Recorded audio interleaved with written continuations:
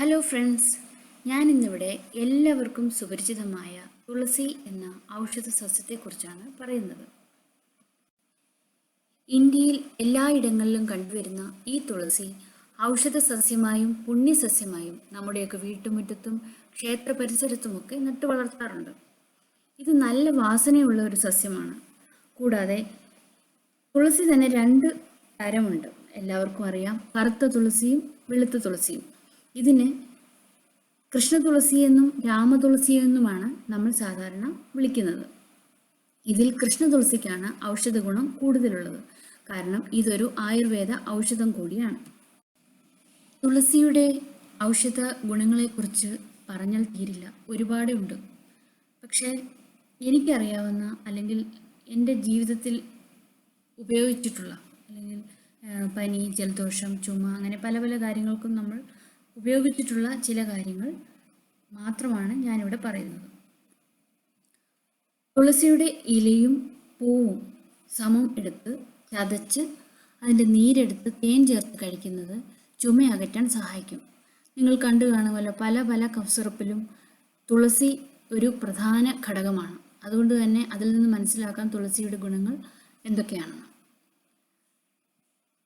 തുളസിപ്പൂക്കളും മഞ്ഞളും തഴുതാമയും ചേർത്ത് പുരട്ടുന്നതും കഴിക്കുന്നതും ചിലന്തി അല്ലെങ്കിൽ മറ്റ് ഏതെങ്കിലും ചെറിയ ചെറിയ ജീവികളുടെ കടിച്ചതിൻ്റെ വിഷമകറ്റാനും നല്ലതാണ്. ഇനി പേൻ ശല്യമുള്ള ഒരുപാട് ആൾക്കാരുണ്ടാവും, കുട്ടികളാണെങ്കിലും വലുതായവരാണെങ്കിലും. പണ്ടത്തെ മുത്തശ്ശിമാരൊക്കെ പറയുന്നത് കേട്ടിട്ടില്ലേ, തലയിൽ നിറയെ പേനാണെങ്കിൽ കുറച്ച് തുളസിയിലെ എടുത്ത് തലയ്ക്കകത്ത് മുടിയുടെ ഉള്ളിൽ വെച്ചിട്ട് കെട്ടിവെച്ചിട്ട് കിടന്നാൽ രാവിലെ ആകുമ്പോഴത്തേക്കും പേനെല്ലാം തലയണയിൽ ഉണ്ടാവും. ഇനി ഞാൻ പറയാൻ പോകുന്നത് ജലദോഷത്തിനും പിന്നെ ചെറിയ പനിയാണെങ്കിലും നമുക്ക് വീട്ടിൽ തന്നെ ഉണ്ടാക്കി കുടിക്കാവുന്ന ഒരു ചെറിയ കഷായമാണ് തുളസിയിലയിട്ട ചുക്കുകാപ്പി. ചുക്കുകാപ്പിയെക്കുറിച്ച് എല്ലാവർക്കും അറിയാമല്ലോ. ഇപ്പോൾ മാർക്കറ്റിൽ തന്നെ റെഡിമെയ്ഡ് ചുക്കുകാപ്പി ഉണ്ടാക്കാനുള്ള പ്രോഡക്റ്റ്സ് എല്ലാം അവൈലബിൾ ആണ്. പക്ഷെ നമുക്ക് വിശ്വസിച്ച് ഉപയോഗിക്കാവുന്ന നമ്മുടെ വീട്ടിൽ തന്നെയുള്ള ഈ തുളസിയും പിന്നെ നമ്മുടെ അടുക്കളയിൽ വളരെ സുപരിചിതമായി കാണപ്പെടുന്ന കുറച്ച് സാധനങ്ങളും വെച്ചിട്ടാണ് ഇത് ഉണ്ടാക്കുന്നത്. അതെങ്ങനെയാണ് ഉണ്ടാക്കുന്നതെന്ന് ഞാൻ പറയാം. ഒരു 4 ഗ്ലാസ് വെള്ളം എടുക്കുക. അതിലേക്ക് ഒരു പിടി തുളസി, കൃഷ്ണ തുളസിയാണ് കൂടുതൽ നല്ലത്. ഇനി അതില്ലെങ്കിലും കുഴപ്പമില്ല, നമ്മുടെ വെളുത്ത തുളസി ഇട്ടാലും മതി. അപ്പോൾ ഒരു പിടി തുളസി നന്നായിട്ട് കഴുകി ആ വെള്ളത്തിലേക്ക് ഇടുക. ഒരു കഷ്ണം ഇഞ്ചി നന്നായിട്ട് അതിൻ്റെ തൊലിയെല്ലാം കളഞ്ഞ് കഴുകി ജസ്റ്റ് ഒന്ന് ചതച്ചിട്ട് ഈ വെള്ളത്തിലിടുക. ഒരു സ്പൂൺ കുരുമുളക് പൊടി ഇടുകയാണെങ്കിൽ കുറച്ചിട്ടാൽ മതി. നമ്മൾ വാങ്ങിക്കുന്ന പൊടിയാണെങ്കിൽ ഇടണ്ട. നമ്മൾ വീട്ടിൽ തന്നെ പൊടിക്കുന്ന കുരുമുളകാണെങ്കിൽ മാത്രം അങ്ങനെ ഇട്ടാൽ മതി. ഇല്ലെങ്കിൽ ഒറിജിനൽ ഉണങ്ങിയ കുരുമുളകുണ്ടല്ലോ, അത് തന്നെ ഒരു സ്പൂൺ എടുത്ത് നന്നായിട്ട് വൃത്തിയായ കുരുമുളകാണെങ്കിൽ അത് ആ വെള്ളത്തിലേക്ക് ജസ്റ്റ് ഒന്ന് ചതച്ചിട്ടിടുക.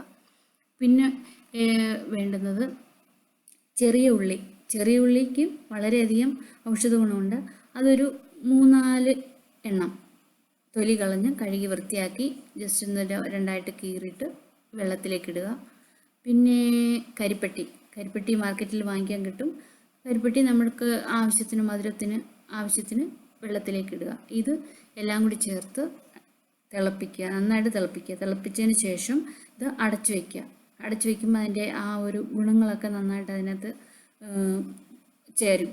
അതിനുശേഷം ചെറിയ ചൂടോടുകൂടി ഒരു ദിവസം തന്നെ 3-4 തവണ ഇത് കുടിച്ചു കഴിഞ്ഞാൽ ഒരുമാതിരി ജലദോഷമൊക്കെ മാറിക്കിട്ടും. കുട്ടികൾക്കും വളരെ നല്ലതാണ്, അതുപോലെ തന്നെ മുതിർന്നവർക്കും. ഇതുവരെ ആരെങ്കിലും ട്രൈ ചെയ്തിട്ടില്ലെങ്കിൽ ഒന്ന് ട്രൈ ചെയ്ത് നോക്കുക. നമുക്ക് ദോഷമൊന്നും ഉണ്ടാവില്ല, ഗുണം കിട്ടിയില്ലെങ്കിലും ദോഷം ഉണ്ടാവില്ല, അത് ഉറപ്പ്. പക്ഷെ ഗുണം എന്തായാലും കിട്ടിയിരിക്കും. കാരണം ഇത് ഇന്നും ഇന്നലെയും ഇട്ട് കുടിക്കുന്ന ഒരു സാധനമല്ല, പണ്ട് മുതൽക്കേ ആൾക്കാർ ഉപയോഗിക്കുന്നതും കുടിക്കുന്നതുമായ ഒരു കഷായമാണ്. കാപ്പിയെന്നും പറയാം. അതുകൊണ്ട് എല്ലാവരും ഇതൊന്ന് ട്രൈ ചെയ്ത് നോക്കുക. ഇനി ഞാൻ പറയുന്നത് സൗന്ദര്യത്തിന് വേണ്ടിയുള്ള ഒരു ചെറിയ ടിപ്പാണ്. തുളസി ഇല നമ്മുടെ മുഖക്കുരുവൊക്കെ വരുമ്പോൾ തുളസി ഇലയുടെ ഇല നന്നായിട്ടിങ്ങനെ പിഴിഞ്ഞ് അതിൻ്റെ ഒരു ചാറെടുത്തിട്ട് മുഖക്കുരു ഉള്ള ഭാഗത്ത് പുരട്ടിയാൽ പെട്ടെന്ന് തന്നെ മുഖക്കുരു മാറി മുഖം നല്ല ക്ലിയർ ആവും. പിന്നെ എല്ലാവർക്കും വളരെയധികം ബുദ്ധിമുട്ടുണ്ടാക്കുന്ന ഒന്നാണ് അരുമ്പാറ.